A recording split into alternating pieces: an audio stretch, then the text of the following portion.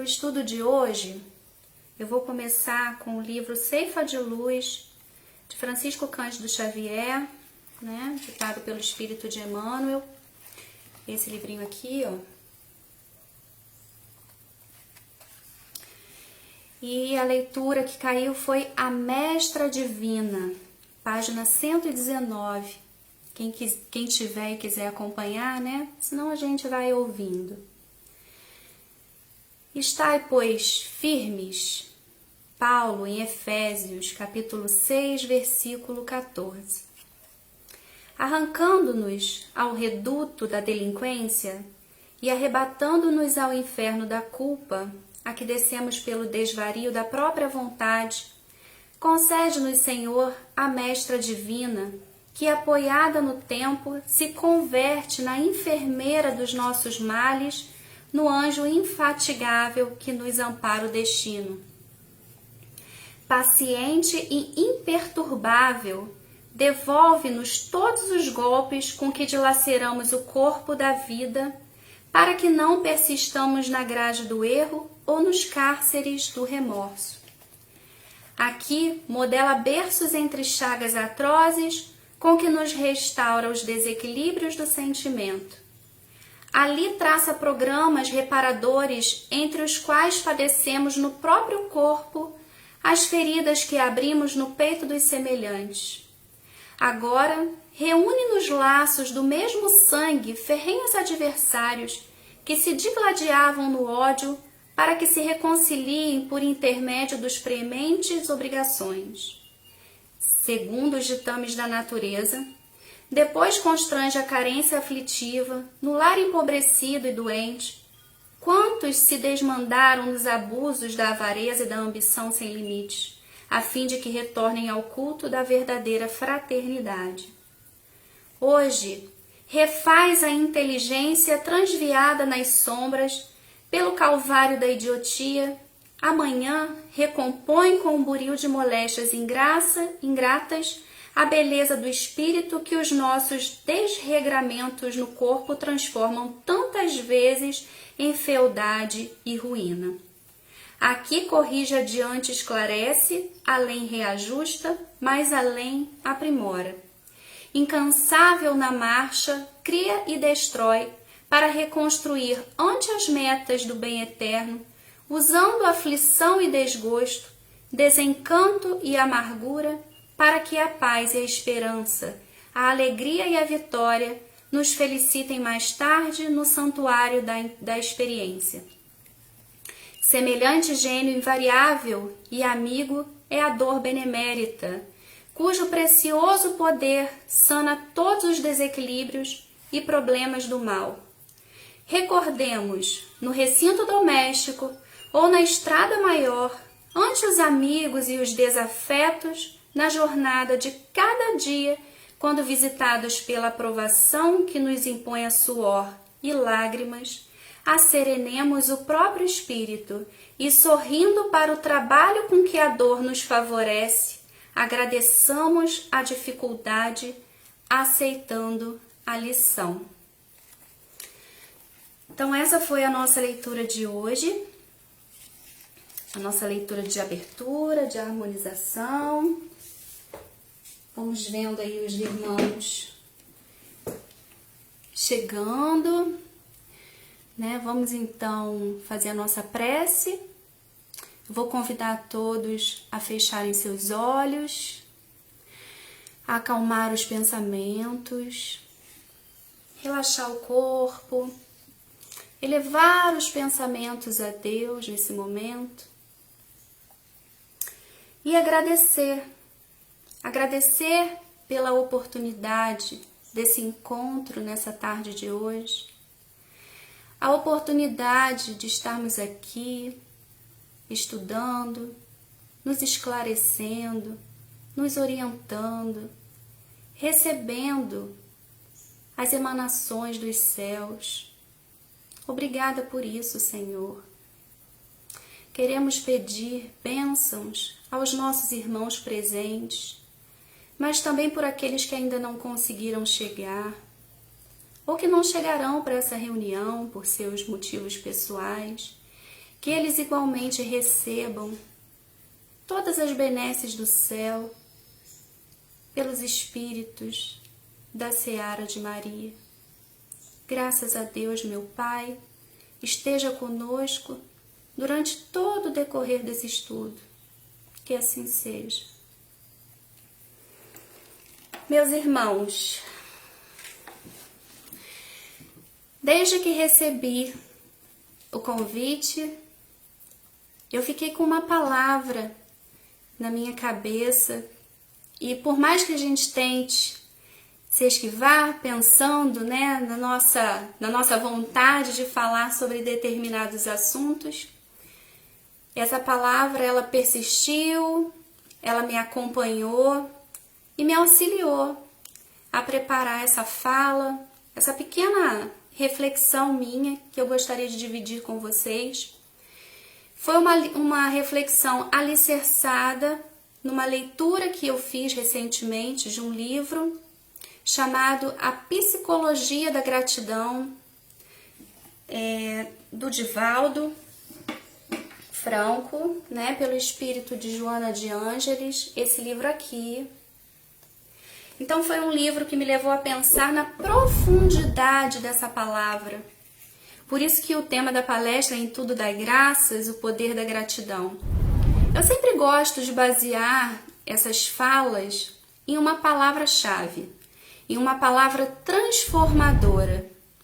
E a gratidão me pareceu uma palavra que possibilitaria a todos nós, depois das elucidações, criarmos uma postura diferente, um olhar diferenciado perante a vida, até mesmo perante as nossas adversidades, perante esse momento que nós estamos passando, um momento que por vezes nos deixa um pouquinho enfraquecidos na nossa fé, desesperançosos. Então que a gratidão ela seja essa recarga necessária para que a gente leve os dias com mais leveza, com mais felicidade, abastecendo dentro de nós a nossa fé no nosso Pai. Então vamos lá, eu anotei algumas coisas, eu adoraria que nós estivéssemos juntos presencialmente para que eu pudesse ilustrar isso, né, de uma forma mais didática, em slides, mas eu usei o recurso que tinha e fiz alguns trechos, né, dos estudos que eu fiz, não só do livro, mas também tentei me basear na nossa literatura consagrada espírita, para que as coisas, as ideias corroborassem, né? E que a gente pudesse tirar as melhores conclusões possíveis daquilo que está sendo proposto. Então, em tudo dai graças, quando a gente é grato, a gente está sendo fiel ao nosso Pai, né? A gente entende que tudo o que acontece no mundo é pela vontade dele, mesmo que seja de uma forma que a gente não consiga ainda compreender, que a nossa pequenez não nos permite compreender, na verdade. Não é mesmo? Então vamos lá. Nesse livro, a benfeitora espiritual Joana de Ângeles, ela faz várias definições diferentes, uma mais profunda que a outra, do que seja gratidão. Então eu fiz alguns recortes, né? Eu vou ler com vocês, vou ler aqui para vocês, né? Com vocês fica um pouco difícil, mas vou ler para vocês. Em seguida, eu vou mostrar um outro recorte, né, que eu fiz de um trecho do capítulo 28 do Evangelho segundo o Espiritismo, no item 28 também. E nós vamos vendo como que as ideias elas vão se entrelaçando, né? Como é interessante a gente observar que diante dessa vasta literatura que nós temos, a gente sempre vai chegar nesse denominador comum, né? Nessa essência do que é gratidão, do que nós estamos procurando entender hoje. Uma palavra tão falada, a gente tem dito tanto isso, né? É tão gostoso dizer gratidão, meu irmão, gratidão por algum bem que nos foi oferecido, que nos foi feito, mas que essa palavra ela tem um poder muito grande, transformador, ela tem um significado muito profundo e nós vamos perceber que ela vai muito além do que uma palavra. ela é um estado de espírito.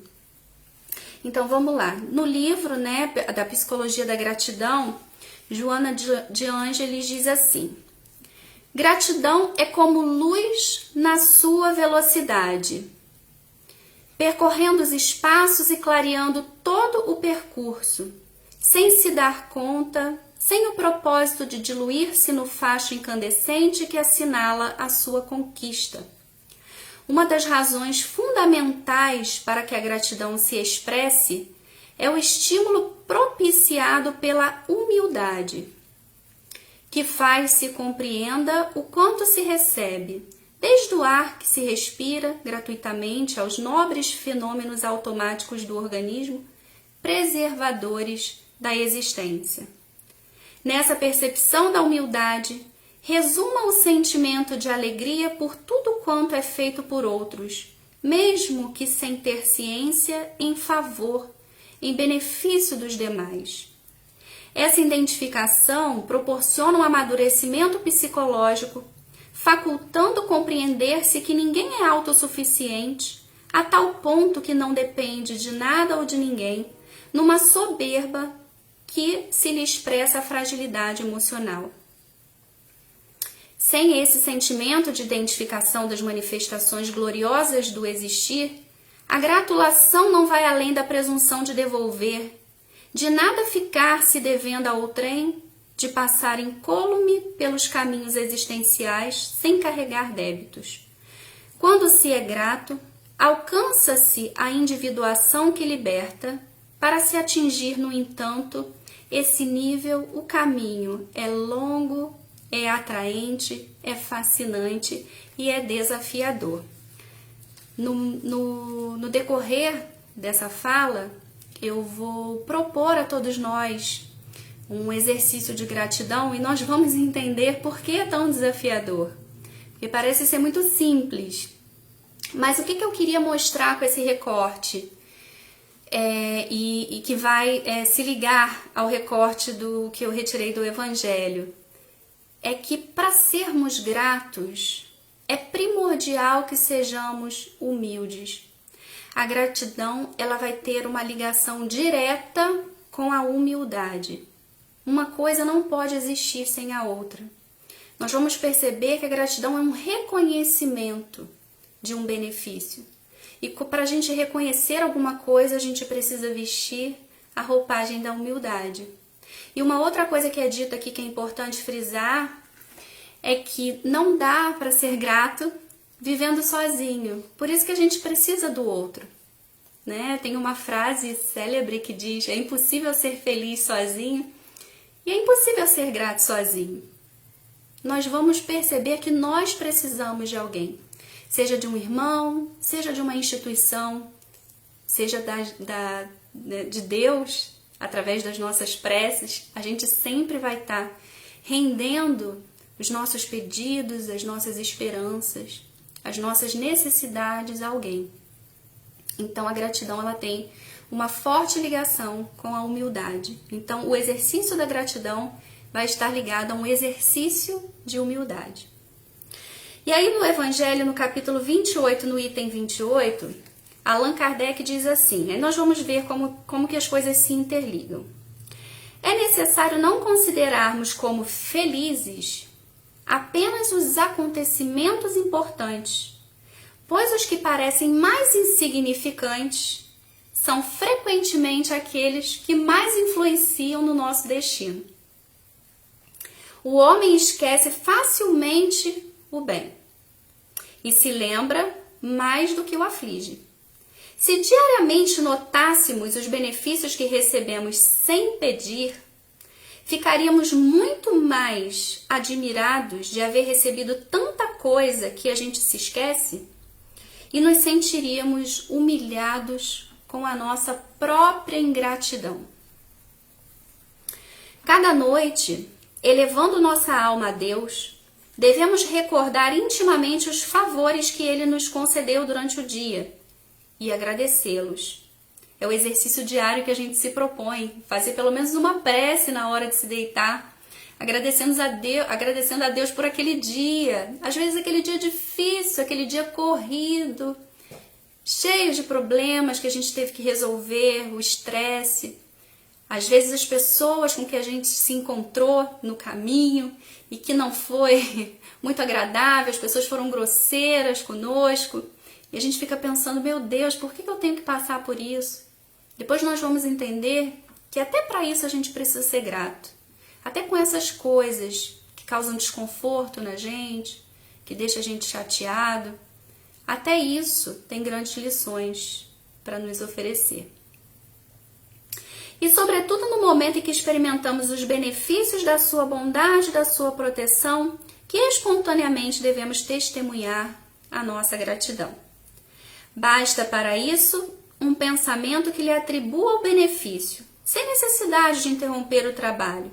Os favores de Deus não consistem apenas em benefícios materiais. Nós devemos agradecer pelas boas ideias, pelas inspirações felizes que recebemos. Enquanto o orgulhoso tudo atribui aos seus próprios méritos, e também o incrédulo, que atribui tudo ao acaso, o homem de fé, ele rende graças a Deus e aos bons espíritos por tudo aquilo que ele recebeu. Aí está o exercício da humildade. Para isso são inúteis as longas frases. Apenas um obrigado, meu Deus, pelo bom pensamento que você me inspirou é o suficiente, desde que dito de todo o coração. O impulso espontâneo que nos faz atribuir a Deus tudo que nos acontece de bom é o testemunho natural de um hábito de reconhecimento e de humildade que nos atrai simpatia dos bons espíritos. Aí, para a gente poder entender o que significa gratidão, a palavra especificamente, né? A gente vai lá no dicionário ver o que o dicionário diz pra gente sobre isso. Então, no dicionário, tá assim, reconhecimento de uma pessoa por alguém que lhe prestou um benefício, um auxílio, um favor. Gratidão é um agradecimento. A verbete gratidão vem do latim gratia, que significa literalmente graça, ou gratus, que se traduz como agradável. Por extensão, gratidão significa um reconhecimento agradável por tudo quanto se recebe ou lhe é concedido. E quais são os benefícios da gratidão na nossa vida? Como que isso se reflete em nós? Primeiro que sendo gratos, tendo gratidão, isso nos gera paz íntima. Nós ficamos muito mais em paz quando aceitamos a nossa vida como ela é. E estando em paz, nós ficamos com aquele desejo de oferecer para os nossos irmãos a mesma paz que nós temos, aquele mesmo sentimento que nós experimentamos. Então nós ficamos mais predispostos a colaborar com a obra de Deus. Nós ficamos mais bondosos, mais caridosos, porque é muito bom estar em paz. Quando a gente está muito aturdido, quando a gente está muito preocupado, é como se um véu cobrisse os nossos olhos e a gente só conseguisse olhar para dentro, só conseguisse olhar para o lado de cá. Eu só me vejo, eu só vejo o meu problema. Eu não consigo, estando tão mergulhado nessas questões, olhar para o meu irmão, olhar o problema do meu irmão. E às vezes eu tenho como auxiliar. Às vezes eu tenho aquela gotinha de alívio para oferecer para ele, mas eu não consigo nem sequer enxergar essa potencialidade em mim, porque eu estou com uma cegueira da negatividade em mim. Então a gratidão, ela gerando essa paz, ela gera inclusive esse ciclo virtuoso entre todos nós. Então, ao mesmo tempo que eu sinto paz e quero que o outro tenha paz, eu planto essa semente no meu irmão, e o meu irmão planta no outro, planta no outro, planta no outro, e nós vamos nos ajudando mutuamente como uma grande fraternidade. Ela nos ajuda também a ampliar a nossa resignação, né? Então a gente passa a aceitar mais os desígnios de Deus, a gente entende que tudo nessa vida tem um propósito, que a nossa vida é um grande propósito, que os nossos desafios, eles vêm para nos ajudar a crescer. Então eu vou ficando resignado, eu vou aumentando a minha fé, a minha resistência, eu vou testando a minha força, a minha coragem. E isso só faz com que eu cresça. Isso me ajuda a amadurecer espiritualmente.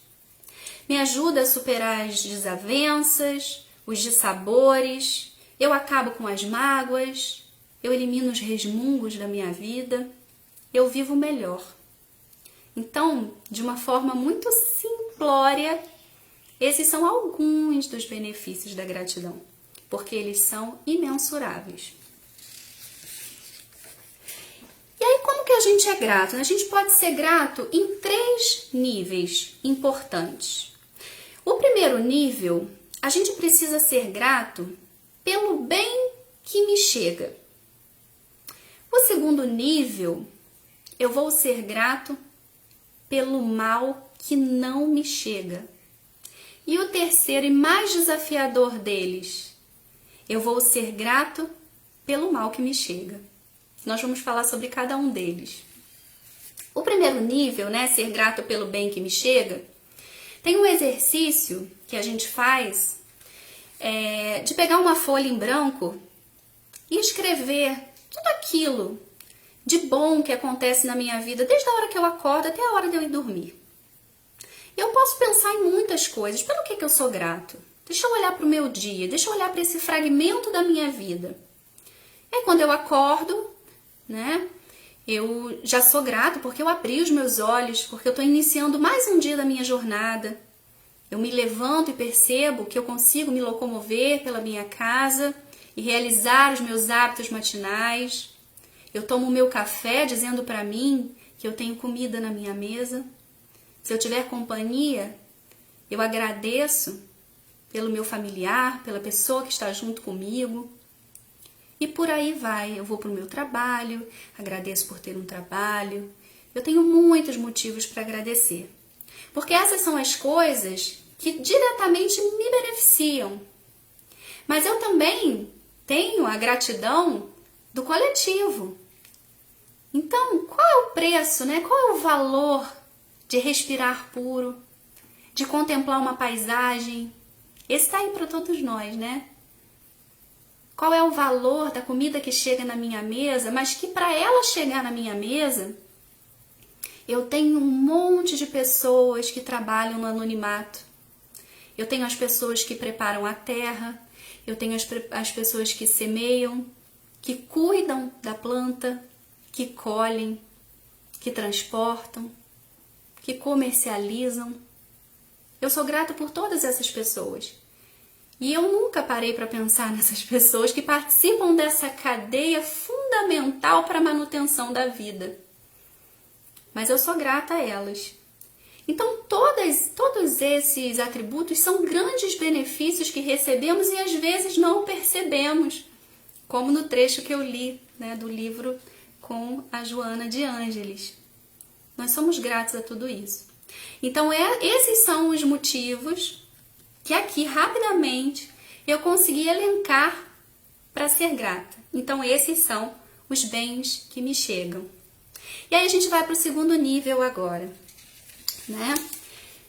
Ser grato pelo mal que não me chega. Porque às vezes a gente diz assim, eu não tenho motivo para ser grato, né? A minha vida é uma mesmice, nada acontece, nada que eu peço eu sou atendido. Mas quantos livramentos nós não recebemos nessa vida? Quando a gente divide, né, o nosso ombro com um amigo que sofreu um assalto, por exemplo, e a gente experimenta na fala do outro aquele dissabor, aquela experiência tão horrível da violência que ele sofreu, a gente deveria dar graças a Deus por nós, até aquele momento, ter sido privado dessa experiência, porque não é das melhores.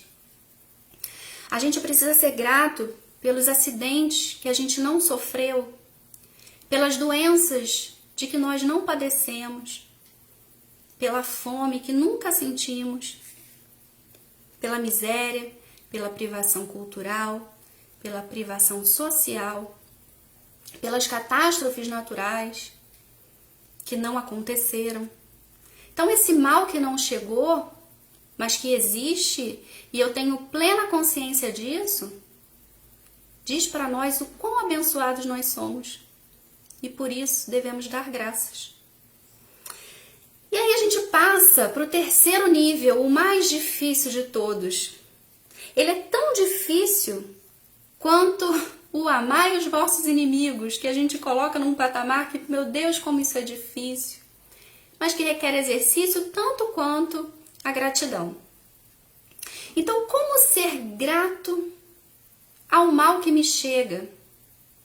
Como que eu vou agradecer por uma coisa ruim que eu experimentei? Uma coisa que me causou dor, que me causou tristeza, que de certa forma me deu esse desconforto emocional, esse desconforto físico por vezes, né? No livro, ainda tem um trecho que diz que isso pode se comparar para pessoas que analisam as coisas de uma maneira muito superficial, como um distúrbio psicológico, né? Um masoquismo. Como pode uma pessoa que gosta de sofrer, que agradece pelo sofrimento, essa pessoa sofre de masoquismo? Mas na verdade não é isso. Isso é uma obediência muito grande, isso é uma fidelidade muito grande e uma confiança enorme nos desígnios divinos para nós. Então vamos lá. Os nossos insucessos, os nossos dissabores, eles fazem parte de um processo de aprendizagem. Nós estamos aqui para evoluir, para nos desenvolver, para crescer espiritualmente. E isso só vai acontecer nas provas mais difíceis. Então, em algum momento, todos nós vamos experimentar uma prova que vão nos mostrar o quão forte nós somos. Essa força, ela só aparece na adversidade. A gente precisa pensar que sem a privação não existiria superação, não existiria resiliência. Porque para elas estarem presentes, para elas se mostrarem, alguma coisa de alguém foi tirada. E essa pessoa nem sabia a força que tinha, a capacidade de se superar, de ultrapassar os limites que ela mesma colocava para elas. Então elas passam por isso. Elas são grandes exemplos e a gente tem vários, né? E quando a gente olha, quando a gente assiste alguma coisa nesse sentido, a gente se admira e às vezes nós dizemos: eu não seria capaz, eu não sei o que seria da minha vida se isso acontecesse comigo. Pois é, meus irmãos, a gente só sabe quando o calinho dói no nosso pé, né? Quando a dor vem na gente, quando a privação vem para nós e a gente precisa se reinventar. A gente precisa prestar para o outro exemplo da força que a humanidade tem. Então vamos nessa. Um outro exemplo que a gente pode dar também, né, pelo mal que chega, são as pessoas que reclamam muito dos parentes, do filho problema, né? A gente precisa olhar com misericórdia para esses irmãos, para esses espíritos que vieram para cá, para nos auxiliar no nosso crescimento, no nosso amadurecimento. Quantas coisas nos ensinam, quantas coisas, quantas lições a gente não pode aprender desse convívio.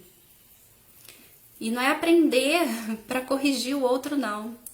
É para nos ensinar sobre paciência, sobre tolerância, sobre amor incondicional, sobre irmandade, sobre bondade. Então, quando nós olhamos e nós conseguimos não se contaminar por aquela energia negativa que às vezes aquela pessoa canaliza para nós, o que a gente não aprendeu com isso? Sobre nós mesmos.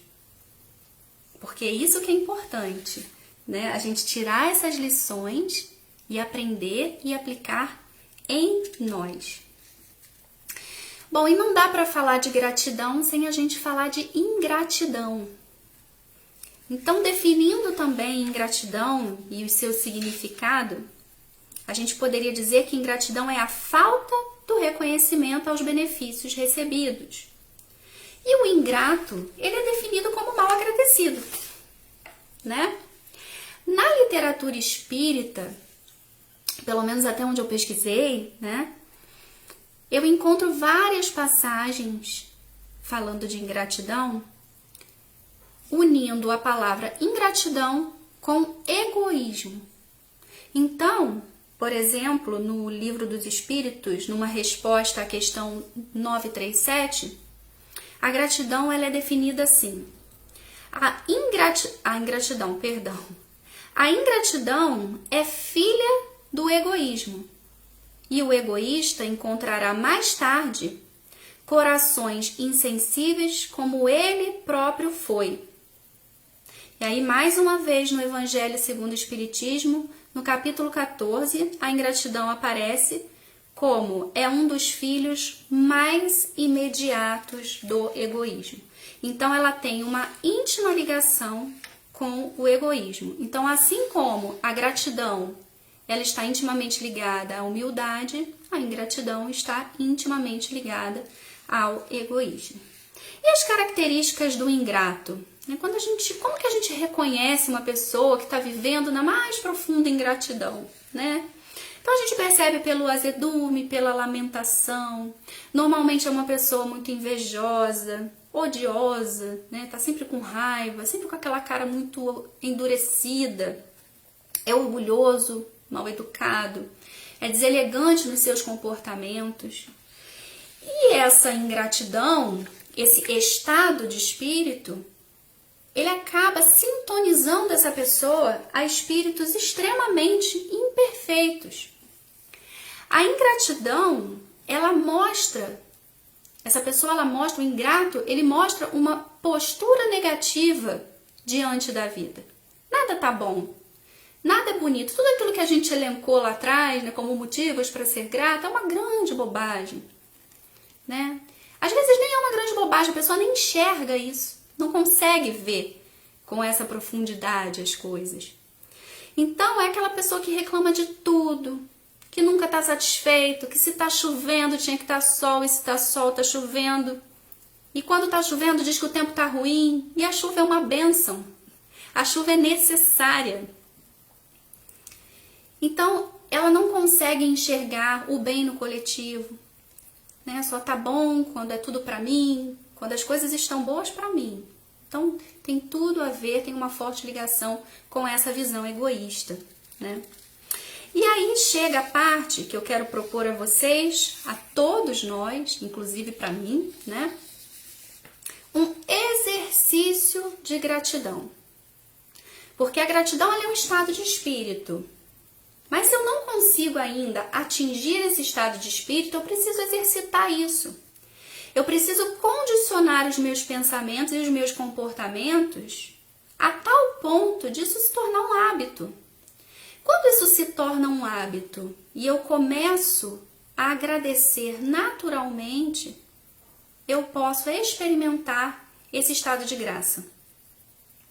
Então, eu separei aqui um exercício, uma proposta da gente agradecer nos 3 períodos do nosso dia. Então, nós vamos agradecer pela manhã, nós vamos agradecer à tarde e à noite. Então, assim que a gente levantar, a gente faz disso um ritual. A gente começa a pensar na nossa vida e os motivos para sermos gratos. E pense em todos os motivos, né? Pelo bem que chegou, pelo mal que não chegou e até mesmo pelo mal que chegou, como a gente viu lá atrás. Então eu vou olhar para minha manhã e quais são os motivos que eu tenho para agradecer agora na minha manhã. À tarde, bem no meio do meu dia, eu vou fazer a mesma coisa. Eu vou agradecer, né, por tudo aquilo que aconteceu até ali, que me conduziu até o meio do meu dia, as coisas que eu consegui resolver, as que eu não consegui resolver, mas que eu vou me resignar e amanhã eu tento outra vez. E à noite, na hora de deitar, eu vou agradecer mais uma vez por todo o meu dia e vou dormir, né? Vou descansar, vou repousar na santa paz. E eu vou fazer isso durante uma semana. Se eu for mais corajoso, eu vou me propor fazer isso por 15 dias. E se eu for mais persistente, se eu for mais ousado, eu vou fazer por um mês. Fazendo isso por 30 dias, 3 vezes por dia, eu vou agradecer 90 vezes no meu mês. É bem mais do que a gente agradece, mas é bem menos do que a gente deveria agradecer, porque a gente precisa ser grato o tempo todo. Bom, e uma coisa importante também é que a gente não deve agradecer apenas pelo que recebemos. A gente precisa aprender a agradecer também pelo que doamos. Doar, a capacidade de doar algo, a potencialidade de oferecer um auxílio para alguém é mais do que um motivo para gratidão. É muito importante eu perceber que quanto mais eu desenvolvo isso em mim e posso doar para o meu irmão, mais gratidão eu vou poder experimentar, através da minha própria e até mesmo através da dele. Então, vamos agradecer pelo que recebemos sempre, pelo que doamos, mas não pelo que pedimos, porque nem sempre sabemos o que estamos pedindo. Deus é que sabe o que precisa nos oferecer. Tem uma frase de William Shakespeare que diz assim: aprendi que deveríamos ser gratos a Deus, não por nos dar tudo, aprendi que deveríamos ser gratos a Deus por não nos dar tudo aquilo que pedimos. Então, às vezes nós não sabemos o que é mais importante para nós. O que é destinado para o nosso crescimento, para o nosso aprimoramento e para o nosso amadurecimento espiritual. Então, meus irmãos, eu vou finalizando aqui a nossa reflexão sobre gratidão.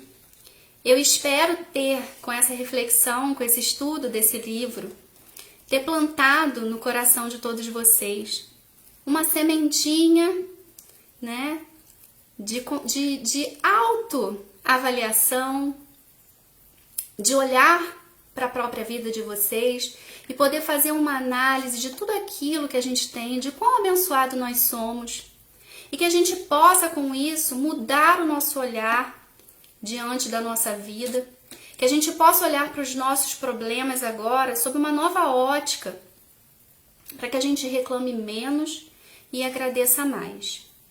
Como a gente sempre termina com uma prece, né? Eu trouxe uma prece chamada Prece da Gratidão, que é uma prece que eu amo de paixão e que eu acho muito pertinente para finalizarmos aqui o nosso encontro nessa tarde de hoje.